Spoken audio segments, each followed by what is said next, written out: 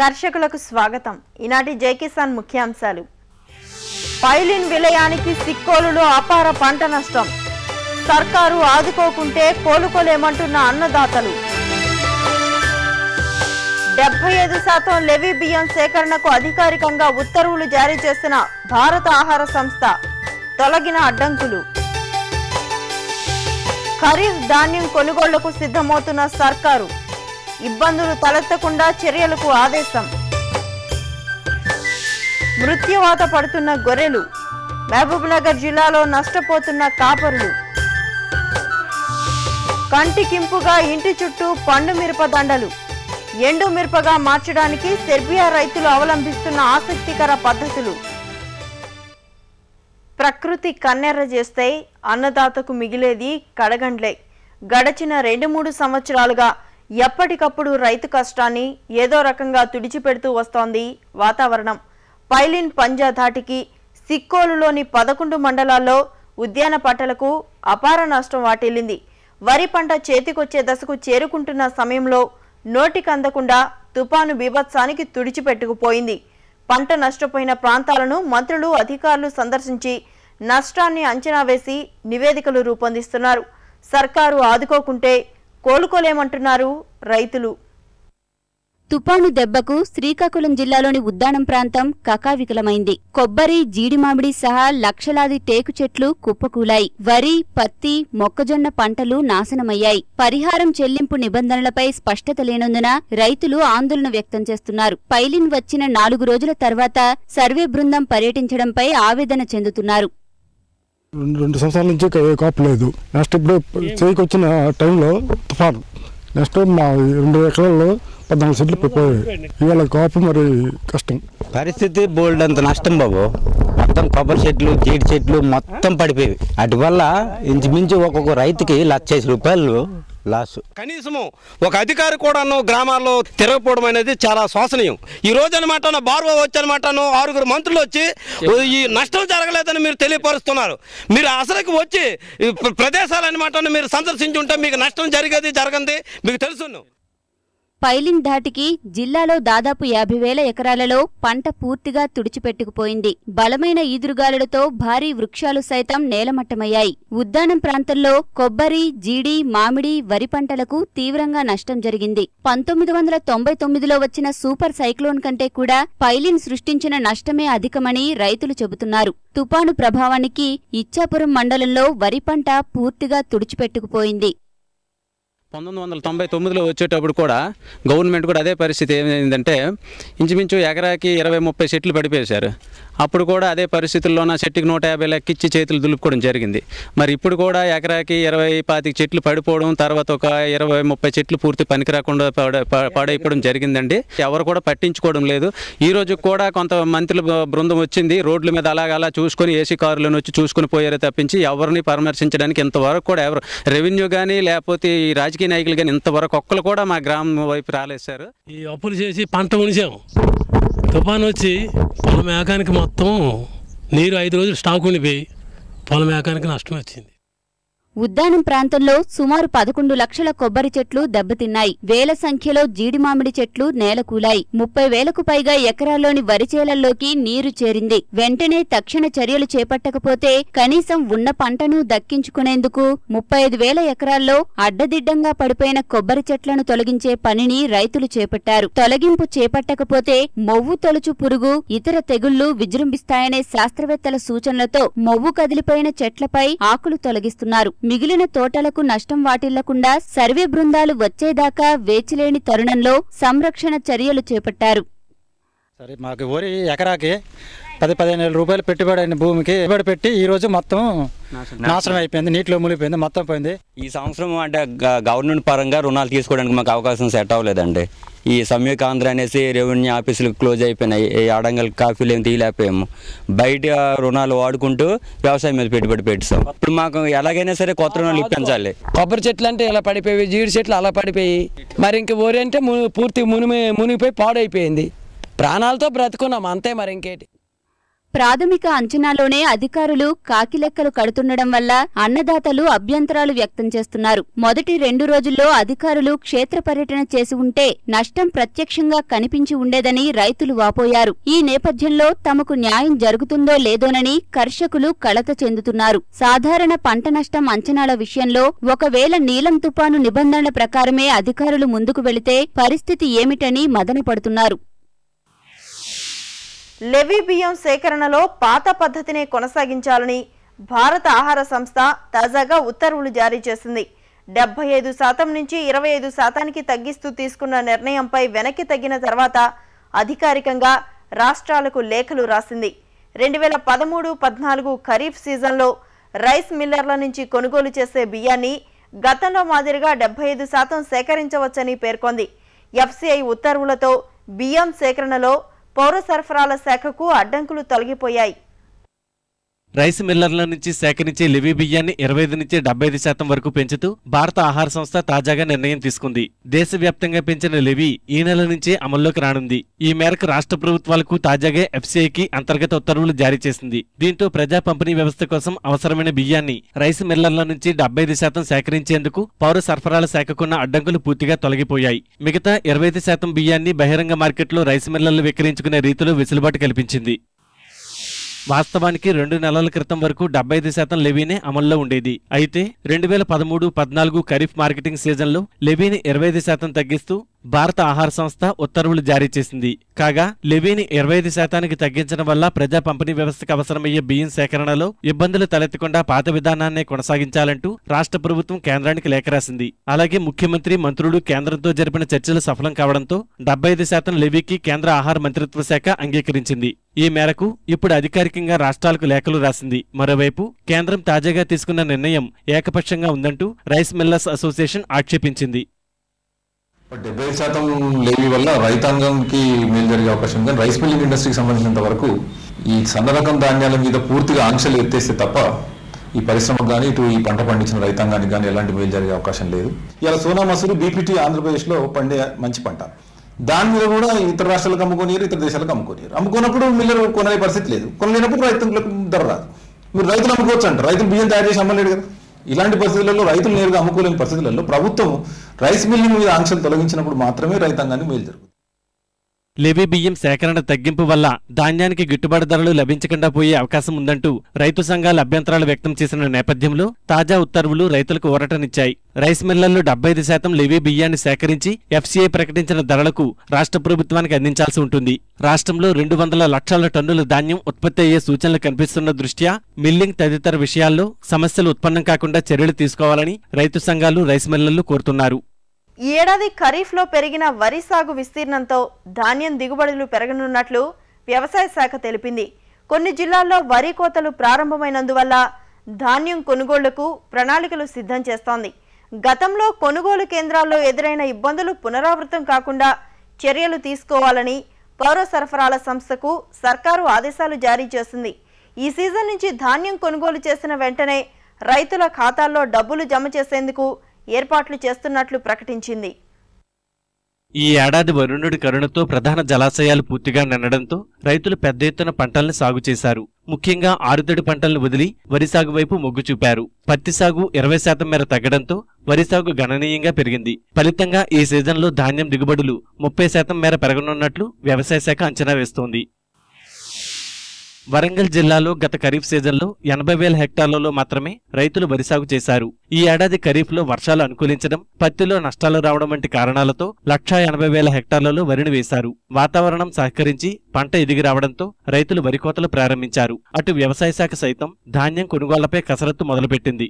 సంబంధిత అధికారులతో రాష్ట్ర పౌర సరఫరాల సంస్థ ఎండీ అనిల్ కుమార్ సమావేశాలు నిర్వహిస్తూ సూచనలు చేస్తున్నారు. వరంగల్ జిల్లాలో 10 లక్షల మెట్రిక్ టన్నుల ధాన్యం దిగుబడులు రానున్నాయని, ఇందులో 2 లక్షల మెట్రిక్ టన్నులను ప్రభుత్వ రంగ సంస్థలు కొనుగోలు చేస్తాయని అనిల్ కుమార్ తెలిపారు.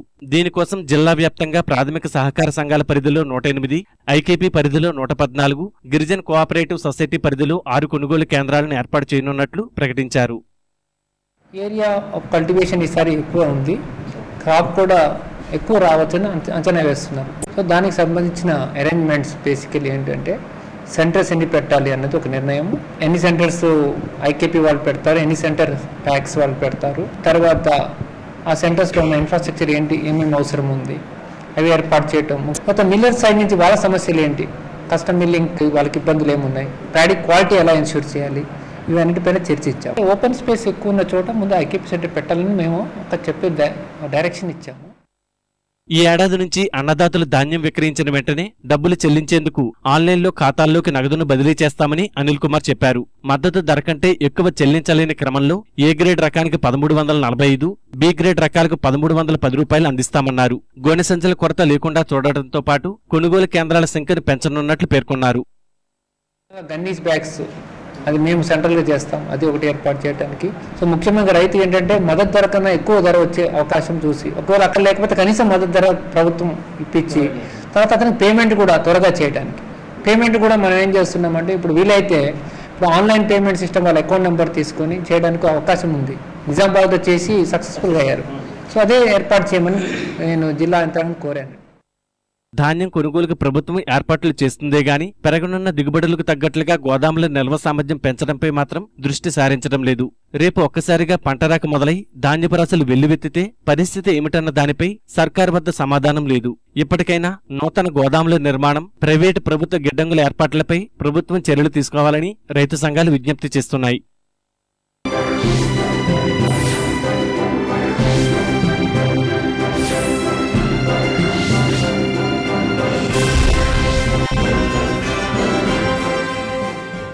మహబూబ్ నగర్ జిల్లాలో అంతుపట్టని రోగాలతో జీవాలు మృత్యువాత పడుతున్నాయి. దీంతో వేల రూపాయలు విలువ చేసే గొర్రెలను అయిన కాడికి అమ్ముకొని నష్టపోతున్నారు. ఆరోగ్యంగా ఉన్న గొర్రెలు ఉన్నట్టుండి ఎందుకు చనిపోతున్నాయో తెలియక అయోమయంలో పడిపోతున్నారు. జిల్లాలో పశు వైద్యం అందుబాటులో లేని గ్రామాలెన్నో. వైద్య సదుపాయాలు లేక పలు గ్రామాల్లో కాపరులు తమకు తోచిన మందులు వాడుతూ ఫలితం కనబడక జీవాలను మృత్యుకోరల నుంచి కాపాడుకోలేక ఆవేదన చెందుతున్నారు. రాష్ట్రంలోనే అత్యధిక సంఖ్యలో జీవాలున్న జిల్లా మహబూబ్ నగర్. జిల్లాలో సుమారు 44,17,000 జీవాలున్నాయి. 906 గొర్రెల సహకార సంఘాలుండగా వీటిలో సుమారు 1,00,000 మందికి పైగా సభ్యులు గొర్రెలపై ఆధారపడి జీవనం సాగిస్తున్నారు. గడిచిన 2 ఏళ్లుగా కరువుతో అల్లాడిన జిల్లాలో ఈ ఏడాది వర్షాలు సమృద్ధిగా కురవడంతో జీవాలకు మేత కష్టాలు తప్పాయని పోషకులు సంబరపడ్డారు. కానీ అంతలోనే అనుకోని విపత్తుల అంతుపట్టని రోగాలు జీవాలను పొట్టనబెట్టుకుండడంతో ఆవేదనకు లోనవుతున్నారు. మేస్తూ ఉన్న గొర్రెలు ఆరోగ్యంగా ఉన్నట్టుగానే ఉంటూనే అకస్మాత్తుగా చనిపోతున్నవి కొన్నైతే గిట్ట చిక్కుడు, కాలిపుండ్లు వంటి వ్యాధులకు లోనై 1-2 రోగాలు ఆశించి అతి తక్కువ వ్యవధిలోనే మృత్యువాత పడుతున్నాయి మరికొన్ని. వందల సంఖ్యలో జీవాలు మృత్యువాత పడుతున్నా కూడా పశు వైద్యం కాపరులకు అందని ద్రాక్ష అవుతోంది. జిల్లాలోని పలు గ్రామాల్లో పశు వైద్య సేవలు అందుబాటులో లేవు. వచ్చిన రోగమేమిటో అంతుపట్టక ఎలా కాపాడుకోవాలో తెలియక కాపరులు ఆందోళన చెందుతున్నారు. మాకు చాలా ఇక్కడ ఎవరు పట్టించుకోవట్లేరు. గవర్నమెంట్కి వెళ్ళి మాత్రం మాకు ఏ మందు కాదు ఏ రాలేదు సార్. మాకు తెలిసింది చేస్తున్నాం, అది తెలియక పోతున్నాయి సార్. గాలి కుంటుకు ఎక్కువ మట్టం గాలి కుంటు వస్తున్నాయి, కుంటుతున్నాయి. ఇక మేకుండా 4-5 దినాలు మేస్తే చచ్చిపోతాయి సార్. ఒకనొకని 20, 10, 30 వరకు చచ్చిపోయినాయి సార్. దవాఖాన లేదు, మాకు కూడా తెలియదు సార్. ఏదో ఒకటి ఆ షాపులు ఇస్తున్నారో మేము చేస్తున్నాం ఇంకా అయిపోతాను కూడా అంతే. జీవాలు వ్యాధులతో వందల సంఖ్యలో మృత్యువాత పడుతుండటంతో అయిన కాడికి తెగ నమ్ముకుంటున్నారు. వనపర్తి నియోజకవర్గంలో ఈ పరిస్థితి అన్ని చోట్ల కనిపిస్తోంది. ఆలంపూర్, అచ్చంపేట, మహబూబ్ నగర్, నారాయణపేట, మక్తల్, కొడంగల్ నియోజకవర్గాల్లో మూగజీవాల మరణాల శాతం ఎక్కువగా ఉంటోంది. పశు వైద్యులు అందుబాటులో లేక వైద్యం చేయించలేకపోతున్నామని రైతులు వాపోతున్నారు. 150 గొర్రె ఉండే 30 గొర్రెలు చచ్చిపోయినాయి. మాకు అందుబాటు ఎవరు డాక్టర్లు లేరు. మేము కొట్టుకుపోవాలంటే రోడ్డు పడి కొట్టుకుపోవాలంటే మాకు బస్సులు అంత ఇబ్బందులు. అది ఏం తెలుస్తలేదు. చేపలకు పోతున్నాం, అది 100 రూపాయలు 50 రూపాయలకి ఇచ్చే పుట్టి 200 తీసుకుంటున్నారు. చేస్తున్నాం కానీ తగ్గుతలేదు. ఊళ్ళో దవాఖాన అయితే లేదు సార్, లేదు. వీడికి వచ్చి ఏమైనా అవసరం ఉంటేనే వీడికి వస్తారు దవాఖానలకు. ఏమైనా అవసరం అంటే మేమే పోవాలి ఆడికి. ఆడికి షాప్లోకి పోతే మందు గీది అవుతుంది అంటే తీసుకొస్తున్నాం, ఇస్తున్నాం. అది బత్తదాన్ని చేస్తున్నాం కానీ అవి మేసుకుని చచ్చిపోతున్నాయి, నాటుతున్నాయి, చేస్తున్నాయి. అవి అట్లే అవుతున్నాయి సార్. మరి ఏం చేయాలి? వీడికి వాళ్ళు బాగానే పోతున్నాయి. 250 ఉన్నాయి సార్. ఇప్పుడు ఉండే 30 వరకు పోయినాయి సార్. పిల్లలు 10 పోయినాయి సార్. నెల నుంచి ఇప్పటి వరకు 30కి అయినాయి సార్. పాలమూరు జిల్లాలో ఇప్పటివరకు 1,00,000 జీవాలు మృత్యువాత పడ్డాయని ఒక అంచనా. దీంతో 5,50,00,000 రూపాయల నష్టం వాటిల్లినట్లు స్పష్టమవుతోంది. 2004-2005 సంవత్సరాల్లో ఇదే తరహాలో జీవాలు మరణించాయని, మళ్లీ ఈ సంవత్సరం అది పునరావృతమైందని పెంపకందారులు చెబుతున్నారు. ఏ మందు వాడారో తెలియని తాము గొర్రెలను కాపాడుకునేందుకు మందుల దుకాణాలకు వెళ్తే వ్యాపారులు వారికి తోచిన మందులు ఇవ్వటమే కాక అధిక రేటు తీసుకుంటున్నారని వాపోతున్నారు. బీమా చేసే వాళ్ళు ఏం చేస్తున్నారు, వాళ్ళ టైం అన్నప్పుడు వస్తున్నారు, చూస్తున్నారు. టైం లేనప్పుడు ఏం చేస్తున్నారంటే బాడీ చూద్దాం, అది చూద్దాం, ఇది చూద్దాం అని చెప్తున్నారు సార్. వాళ్ళకు కొంత డబ్బులు అన్నీ, కొన్ని డబ్బులు అందలేదు. మిగతా ఏం చేసినట్టే టైం ఉన్న కూడా టైం అయిపోయింది బాబా అని చెప్పిన వాళ్ళు అంత లోపల మేము కామన్గా కూడా వచ్చిన పరిస్థితి కూడా ఉంది సార్. అది మంది ఏదో పోయిన ఉండే వీడికి నాకైతే 40 గొర్రెలు వచ్చినాయి సార్. 200 ఉండే సార్. ఇన్సూరెన్స్ చేస్తే ఇన్సూరెన్స్ కూడా వచ్చేటి వచ్చినాయి పోయినాయి సార్. దాంట్లో కంపల్సరీగా ఫోటో కరెక్ట్ లేవు, ఇవి కరెక్ట్ లేవు అని చెప్పి కొద్దిగా డాక్టర్ కూడా అన్నారు. అంటే దాంట్లో కూడా చేసినాము. చేస్తే కూడా వచ్చే కాడికి వచ్చినాయి, పోయిన కాడికి పోయినాయి సార్. ఇన్సూరెన్స్ కూడా మొత్తం అయితే రాలేదు సార్.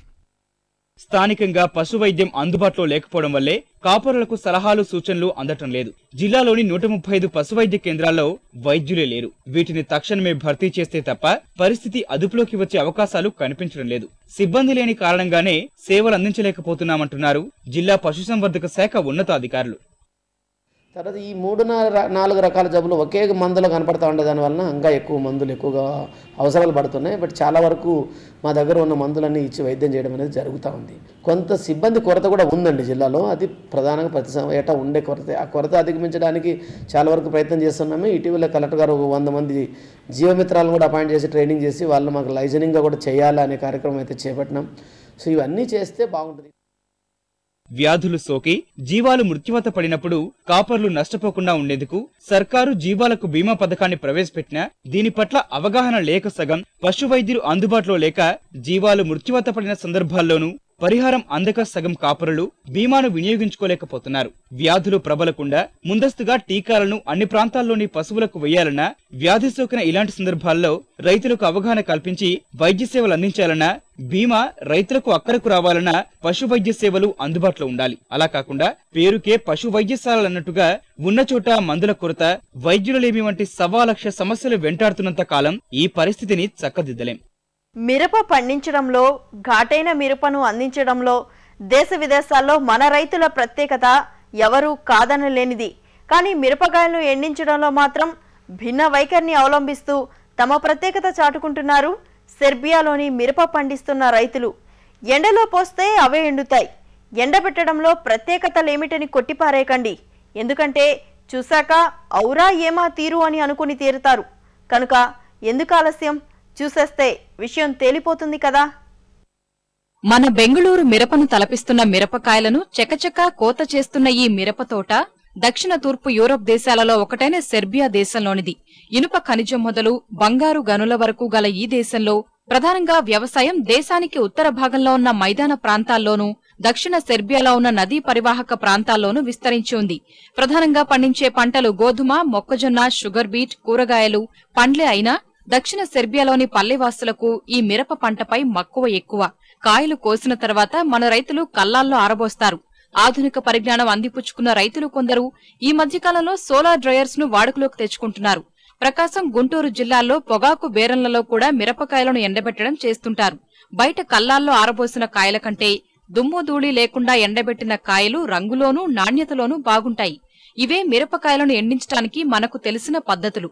కానీ ఇక్కడ రైతులు చూడండి, చకచకా కోసిన కాయలను ట్రాక్టర్లలో నింపి ఇంటికి చేరుస్తారు. అక్కడ గుట్టలుగా పోసిన కాయలను ఏం చేస్తున్నారో చూడండి.